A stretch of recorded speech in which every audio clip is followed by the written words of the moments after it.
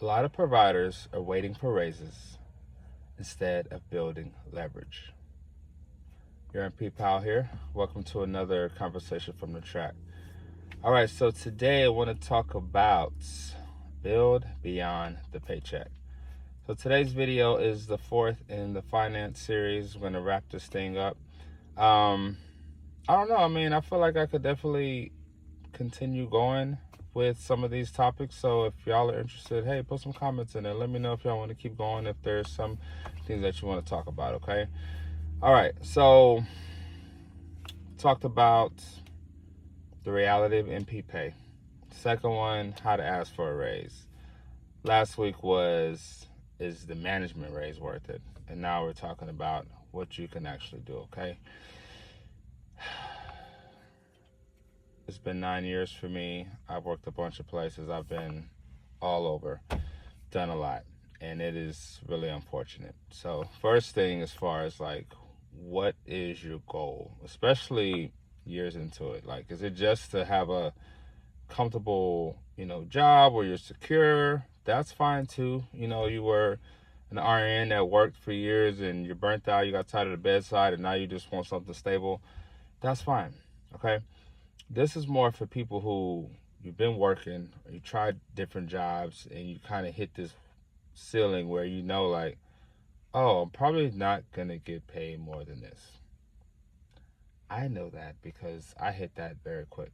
I was 2 years out, and I basically, at the time, I didn't know, but I hit the ceiling as far as salary, okay? Now, I am here in Texas, and I know compared to some states, Texas is one of the lower paid. But when I was looking for jobs in different cities and states, from urgent care and ER, the average, again, this was 2023, but the average like hourly rate, about $75. It could fluctuate 80, and they'll give you a range. Like, the jobs will be listed as a range, but they're always going to start you more towards the low. They're never going to start you off high because there's always that room for growth. You know what I'm saying? And like, I've been going on interviews for jobs where it was like $44 to like $99, which is crazy. They're always going to start you in the middle. Okay, so 70, 75, that's most likely where you're going to be. That's the average person. I know, social media, they have all these, oh, I make 200-300. Not for the average, not for the majority of MPs, okay? So the first thing is that your salary is capped. And then once you kind of hit that ceiling, every raise from there, if you even get one, it's a joke. $3 or $4 at most, 3 or 4%, which in the grand scheme of things is nothing. It's peanuts. $100, maybe $2, $200. That's nothing. That's not anything life-changing. That's not going to change your... Right? And the thing is, it's like you work all year, busting your butt, like we're already underpaid. So when evaluation time come around, it's like, okay. And then you get there, and then it's like, oh, we're not doing this year. Oh, we're not. And then what? So you're supposed to just wait a whole nother year for... No. Okay, so it's capped, and you're probably not going to get more than that. And the thing is, it's a trap. It's a trap, right? Just to keep you in place, keep you on this treadmill. But there's no growth beyond that. And again, I talked about last week as far as the manager, that's just more a trap of your time. That's basically you giving over more control of your time, not being able to really do something outside. So when I'm talking about build beyond the paycheck, that is if you're trying to build wealth, if you want to eventually get your freedom, like I'm trying to do, okay? What I mean is not have to have a job, not necessarily not work, but I've been restless almost my entire career. But I've always known that I was going to have my own business in this healthcare field. It's changed over the years. I wanted to practice, I wanted this and that, home health and blah, blah, blah, and tried different things that just didn't work out. So I've always known that I was going to do more. And I remember when I was in MP school, one of the doctors I worked with in the ER, he was very cool, and he showed me some videos. There's this doctor, basically, they were structured for new doctors, but it still applied to us. But basically, just the one that stood out, the guy was like, you're not going to get rich at work, Okay, so your job basically pays your, your bills, your monthly expenses and stuff like that. But as far as building wealth and trying to have any kind of leverage or not have to work, passive income, that's all outside of work. Okay, so if you're looking for your job to do that, it's not. Even if you have 2-3 jobs, even if you work 6-7 days a week, that's not going to get you freedom, because the thing is, you're trading time for money. So if you don't work, you don't get that extra money. So that's what I'm talking about as far as leverage. Okay, so how you do that, I'm gonna say the first easiest thing you can do, you have to be patient and disciplined, but invest. Okay, not just saving. I remember I was talking to this provider years ago, and she was like, oh yeah, I'm good, I have 4 savings accounts. Why do you have 4 savings accounts?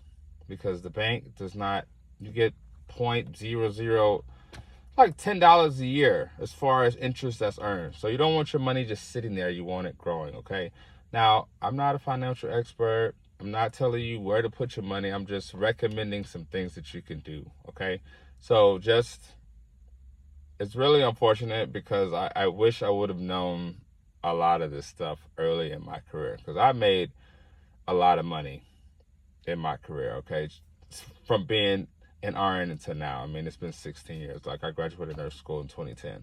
And if you just think about it like this, if you made $100,000 for 10 years, you made $1 million. You made $1 million. Do I have anywhere near that? No. But I made a lot of money, especially before I had kids, before I got married. And I wish I would have known this stuff, okay? So just some simple things that you can do. Of course, hopefully you have, your employer match your 401k. That's fine. Definitely do that. That should be one of your retirement vehicles, not the only thing. Because as far as tax purposes, it's tax deferred. But then what they're going to do over the 20-30 years is they're going to tax the whole thing. You're going to get taxed as a millionaire, which is a whole nother conversation for another day. But that should not just be the only plan you have, okay? All right, so what you can do outside of that as far as investing is index funds, or ETFs. Index fund is like a basket of the top companies and things like that. So just some quick kind of things that you can do from, you can use Vanguard, or you can use Fidelity or Charles Schwab. Those are typically the top ones. Again, if you have a financial person, talk to them. But obviously, if you have a financial person, you probably are investing. But if you have not invested at all, okay. So another thing, if you don't even have a lot of money, even if it's like $200 a month, $200, $250, something low, you can do what's called dollar cost averaging. And that's basically, you can set it up how you want. You can do bi-weekly, you can do monthly, you can do quarterly, but you basically just putting money over there and just letting it grow. You can automate things now, so you're not even thinking about like you actually moving it, because it's actually better sometimes to just have them automatically take it out. Because if you, oh yeah, well, I'll put it over there, the likelihood of that happening is very, very low. Okay, so set that up, dollar cost average, and that way you just put money into the market just consistently. Like, that's the thing, don't try to time the market, focus on time in the market. Okay, you can open it up today. Fidelity, Vanguard, Charles Schwab, either one of those. Okay, all right, so investing, okay, because you want some kind of nest egg, because life happens, you just never know. I mean, what if you get fired? Like, what if some kind of life-changing event, or you move and there's a time where you're not working? Like, you just don't want to be trapped. And that's the hard part, because you have no leverage. Like, just being an employee, you have zero leverage. Like, if you don't work, you don't get paid. And the thing is, like, the tax code, the tax law was not, it's not made for employees. Like, we get no benefits from that. It's made for entrepreneurs, business owners, and investors. So people who invest either in the stock market, or you invest in real estate, or again, you have your own business, and the government rewards that. That's what it was created for. Because business owners, what do? They provide jobs, which is good for the economy. Why do real estate investors get those breaks? Because they provide housing, which is good. It's what the government wants. Okay, so those are just some ways as far as taxes and stuff like that. But But honestly, like, and you honestly need to do that and start a business, because it's 2026. It's May. In the next 2 to 3 years, the world is going to look very different. With AI just on the scene and taking over everything, the wealth gap is about to really further widen. Okay, like, we're literally about to have our first trillionaire. Elon Musk is on track to be a trillionaire, and not in 10 years. So we have 3 big companies that are IPOing this year. SpaceX is one. They're already predicting when that happens, he's probably going to hit that $1 trillion mark. A trillionaire. Why does one person need all that money? Crazy. The other one's OpenAI, and the other one is Anthropic. They make Claude. They do the other, like, the top kind of AI. So, and then all these tech companies, if you see, they're laying people off and stuff like that. And they're saying within the next 18 months, there's going to be a lot of automation. So, not to put fear into you, but take advantage. If you don't have any ideas, now, again, entrepreneurship is not for everybody. I'm going to tell you that. So if you don't have it in you, don't worry about it. Just focus on the investing piece, just the kind of long-term, at least put money to the side to be doing that. Okay. But if you are thinking about, or just have an idea, or just want to, right? And if you don't even know where to start, I have 3 books that I recommend that I've read several times just over the years, as far as getting you ideas and then just how to start. So first one is $1 Million Weekend. I think his name is Noah Keegan or something like that. Very good book. It's a short book. So you can buy it to read.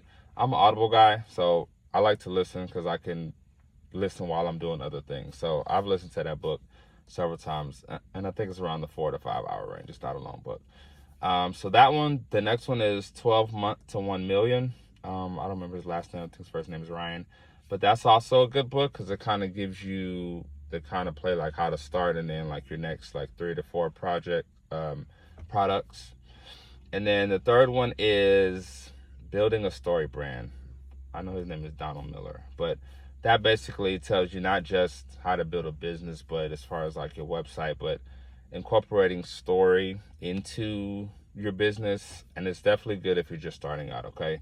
So start a side hustle, okay? Because you want some kind of income coming in where you can breathe some, because, like, right now I have my main job and then I'm working on my side gig. So I have zero leverage right now, but that's why I'm building what I'm building. I'm building my platform. I'm working on my website. I have a book coming out. I have some other things that I'm working on as well. And then I have plans to scale this thing. But especially after moving from Houston to New York and then getting out there and then getting here in Austin, and then I'm just seeing, like, what it is. And it's like, and it's crazy that year 9, I'm making what I was making from year 2. And there's nothing like, oh yeah, the salary's going to be, no, it's not going to get better. I just got told by my side gig, they're not doing raises right now. They're supposedly on hold. Unless you want to go part-time, unless you give them more control over your time. Oh yeah, then we'll give you a couple more dollars. No, y'all can keep that. And the thing is, it's so frustrating because when I had my evaluation, like, all my numbers were in the green. They were all, oh, this is great. Basically, I basically got straight A's, right? Which you would think, oh, that should get you a raise. And then they come back and then they tell me, oh, well, actually, we're not doing it right now. And then because they do, like, these quarterly numbers or whatever. And so now it's, like, a little bit low. And nothing necessarily changed as far as on my part. It's just staffing has been an issue. It was busier, and then they have, like, less people working. So, I mean, anyway. But do you think I have any incentive to work harder, to do more, when there's no payoff? Why? Why would I work harder for what? Because even when I was up, when all my stuff was perfect, when I was making straight A's, I was not rewarded for that. So right now, I do what I need to do. I do the bare minimum. I do my shifts and I go home. Now, I don't take any shortcuts on Patient Care. I still give my all. I'm talking about for that job, for that company. I do what I do and I'm out. I don't pick up any extra. No, I barely even do any trades because, no. And the thing is, they need so much help. They need so much help, but y'all don't reward us for that. So, and honestly, it's actually a couple dollars lower than where I was in 2019. And that's the crazy part. Somebody with 9 years, I'm probably getting paid less or the same amount as a new grad. And it's really unfortunate. Like, even when I started in the ER full time at this trauma hospital, it was less. And then the raise was, oh yeah, in a year you'll get a $4 raise. So I gotta kill myself every single day for $4, which is what that's gonna equate to. Another $86 on my check. Like, that's not gonna help anything. Not in the big picture. So, no. And the thing is, I am frustrated about it, but I've accepted it. But I'm also not just going to sit here and complain. So I take that frustration, that anger, and I use it. I use it as fuel. So when I'm off or in my downtime, I'm making content, I'm writing, I'm creating, I'm thinking of my next steps. I'm mapping out. I have my plan mapped out for this entire year. Like, everything that I'm doing now was already mapped out. Every time they upset me, every time they talk to me crazy, I get an email. All right, I don't react. I'm not reacting, but I'm responding in my own way. I'm building. Okay? So, you're not going to get free at work. Work is going to pay the bills, but that's it. Okay? So, if you want to build any kind of leverage, you have to do that outside of work. Okay? So, you have to have time. And so, if you look at my other content as well,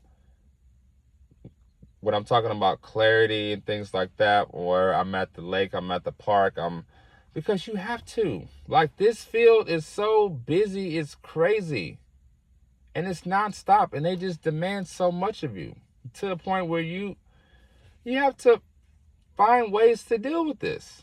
And so there's another book that I recommend. It's not a finance book, but it's called Stillness is the Key. But it's talking about just being able to function in this chaotic world, especially in healthcare, because this is not getting better. And they just pile on more and more stuff for you to do. Oh yeah, well, we're taking you have one less MA, but yeah, we want you to do this. And is there anything that you can do fast? I'm doing what I can. There is zero incentive. Like, I'm not killing myself for a job. I'm not. So, invest, start a business, or both. Real estate is really high right now, but if you have access to a property, if you have some money put up, you have the money to do it, they recommend like a multi-family home, multi-family versus single. So if you have like 3 or 4 rooms in there, or the way that it's set up, then you can rent those rooms out. You can do it like that, but there's ways to do it. And then again, more people are coming up with online businesses nowadays. It can be in healthcare. I mean, that's what we know. But even if it's outside of healthcare, build something. Even if it's just a little side hustle, right? Like, just a side hustle where you just anywhere from $3 to $5 grand a month. Like, that's something, because that's basically where I'm at on my side job. So as soon as I can figure that out, when I have that consistently coming in, I'm out. So, all right. All right, and that's pretty much it, y'all. So I want the best, and I'm giving y'all my journey. I'm giving y'all the hardships, the pain, and the heartache that I've gone through, to help save you time, money, and things like that. Okay, so if you found this information helpful, hit the like button and subscribe. As always, your MP Powell here. Think clearly, practice boldly, and I will see you on the next one.